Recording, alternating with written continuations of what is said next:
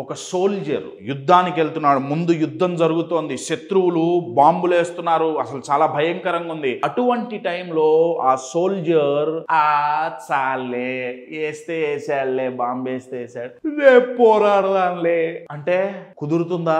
అంటే కశ్యప్ అక్కడ యుద్ధం కాబట్టి చాలా పెద్ద థింగ్ కాబట్టి వాళ్ళకి ఇంట్రెస్ట్ వస్తుంది, బద్ధకం రావట్లేదు కాదండి. చాలా మందికి తెలుసు వాళ్ళ పని చెయ్యాల్సిన పని ఎంత ఇంపార్టెంటో తెలుసు. హెల్దీగా ఉండటం ఇంపార్టెంట్ అని తెలీదా? కానీ జనాలందరూ చేస్తున్నారా? డబ్బు సంపాదించడం ఇంపార్టెంట్ అని తెలీదా? అందరికీ ఇంట్రెస్ట్ ఉందా? బద్ధకం లేదా?